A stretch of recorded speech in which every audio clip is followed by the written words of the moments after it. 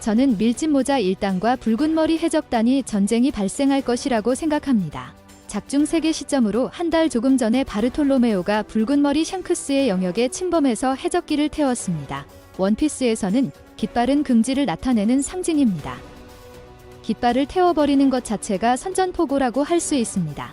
실제로 샹크스는 바르톨로메오를 붙잡아서 이걸 용서하면 샹크스의 깃발을 빌려준 신뢰가 사라지고 위험에 빠질 것이라고 했습니다.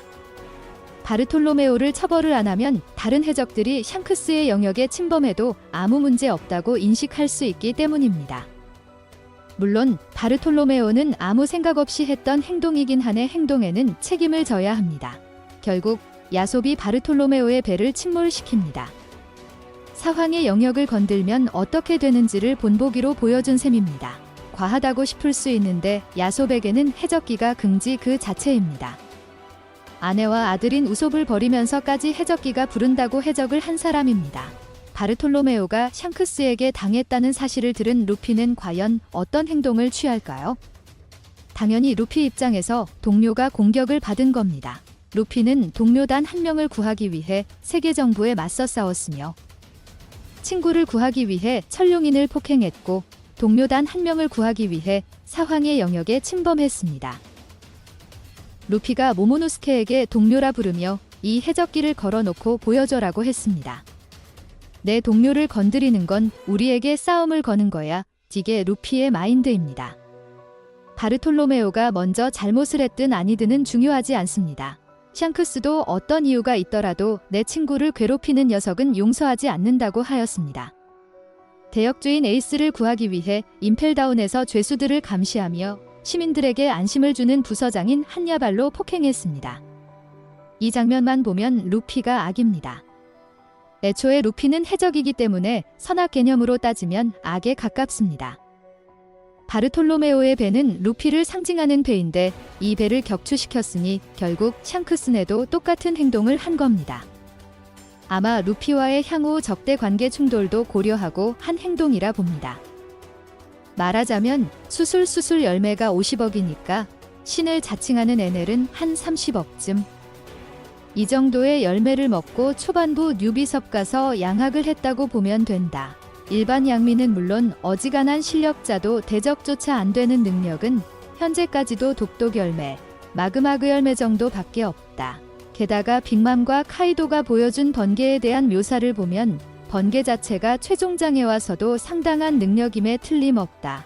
일부의 SBS에서 청해에 오면 5억 정도의 실력자라고 얘기했었는데 그 당시 현상금 시류와 5억의 의미를 보면 정점급들의 바로 아랫 구간 정도의 위험도라고 보면 될 것 같다.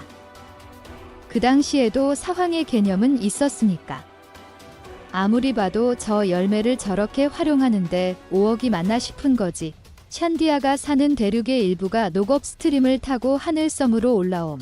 이 샨도라에는 에넬의 맥심을 건조한 인력과 에넬의 무지막지한 동력을 효과적으로 활용할 수 있는 어마어마한 양의 황금이 존재한다. 그냥 작가가 에넬을 위해서 땅에서 위로 대령한 것이나 다름없다. 현재까지도 일개 개인이 이만한 위력을 연출한 적은 없다. 아무도 없다. 능력 자체와 그것으로부터 나오는 에넬 본인이 표방하는 공포 통치.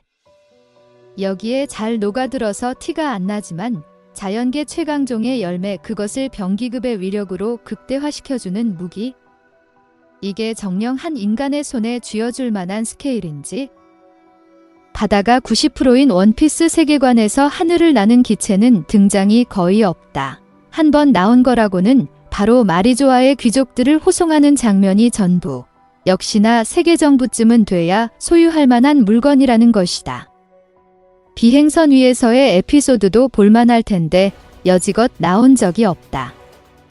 아비규환의 상황에서 혼자 이걸 타고 돌아다닌다고 생각하면 말 그대로 전 세계가 바다에 잠기는 인류말살 대청소를 전제에 두고 최종장이 시작되는데 그러면 육지 간의 이동이 더욱 어려워질 것이고 최후에는 인류가 몰살할 것이다. 그런데 맥심을 타고 위를 날아다닌다. 그것도 단순히 땅을 소멸하는 게 다가 아닌 물바다가 된 곳에서 전기를 남발한다. 심지어 에넬은 그 옛날 패기 없이 낭만으로 치고받던 시절에조차 멘트라라는 패기 능력까지 열매와 결합해 사용함. 아무리 봐도 내 눈엔 오다가 에넬을 최종전에서 제3자 포지션으로 활용. 와일드카드로 구상했다는 느낌이 강함. 특히 전기로 맥심만 가지고 있는 게 아니라 이제는 아예 전기로 다룰 수 있는 군대까지 보유. 거기에 황금도 가지고 있으니. 이게 크로커다일과 미호크가 말한 압도적인 군사제국이 아닌가? 부와 권력을 쥐고 있는 그런 쪽. 태엽병사라서 사람들처럼 배신할 일도 없을 것이다. 사람들이 에넬의 무력에 대해 관심이 많던데 일단 정점급들에 비해 다소 부족한 개인 무력을 이런 식으로 보완한 게 아닐까 싶다.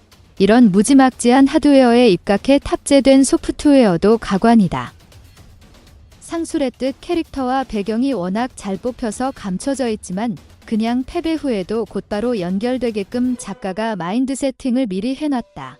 악역이면서 주제를 관통하는 대사, 해적왕과 대치구도, 처음부터 달로 갈 생각, 종반의 페이리 바스가 달을 뜻하는 걸 알게 될 때 신선한 반전이었다. 딱 세계정부가 가진 마인드. 너무 좋아? 갈라진 육지. 결론. 하늘섬 에피소드는 스토리도 명작이지만 마무리에 로빈이 포네그리프를 마저 읽으며 고대병기 공백의 백년 골디로저 등의 떡밥을 남기며 마무리했고 특히 에넬의 지배관이나 그걸 본 주조연들의 반응 또한 최종전에 보여줄 반응과 유사한 반응이 아주 많다.